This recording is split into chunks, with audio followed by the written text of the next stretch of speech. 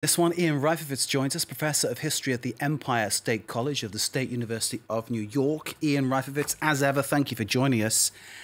May I start by asking you, what do you think this all says about the Trump White House at this present moment in time?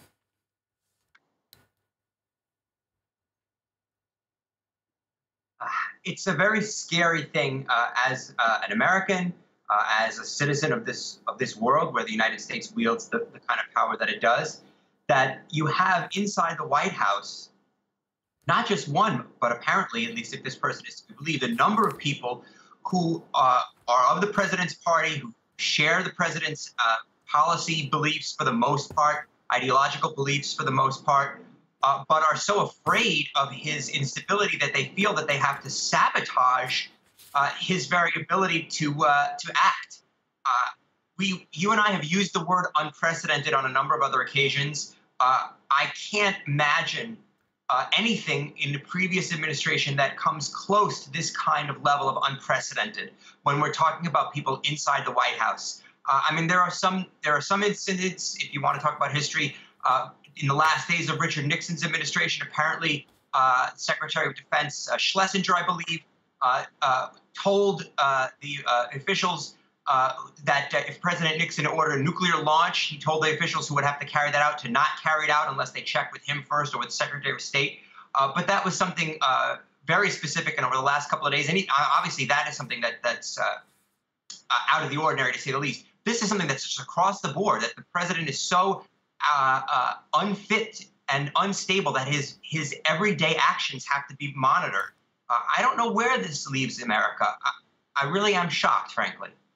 Ian, amoral, erratic, and reckless. These are words used about the behavior of President Trump by this insider who was writing in the New York Times. You've just said you don't know where this leaves America, but I'm wondering what happens next.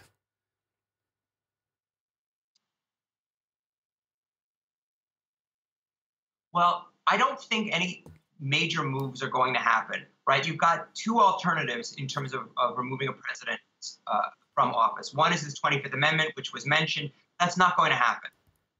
It requires a 2/3 vote in both the House and the Senate, and that's after a majority of the cabinet issues a statement to the Congress saying that the president is unfit. So that's not going to happen. Impeachment, again, is not going to happen certainly not until after the election. And again, impeachment only charges the president with crimes. It requires a 2/3 vote in the Senate to remove him from office. Nothing is going to happen of significance on this front until Robert Mueller, special counsel, issues his report. If Robert Mueller issues a report that demonstrates clear evidence of crimes and other high crimes and misdemeanors as laid out in the Constitution, then Republicans are going to be in a very difficult position.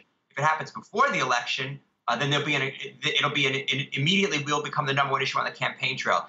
If it happens after the election and Democrats have a majority in the House, as I expect they will, and Mueller issues some serious charges, the Democrats in the House might well impeach. Then it will go to the Senate, and we'll see what happens from there. But Donald Trump's presidency is in serious trouble. It has been in trouble for a while, but between what happened, what the anonymous person is saying, we have firsthand confirmation of what many people have long thought, which is that this president is, at least appears to be, unfit to carry out the duties of his office. Ian Reifovitz at the State University of New York. As ever, thank you very much for joining us. We appreciate your analysis and your time here on France 24.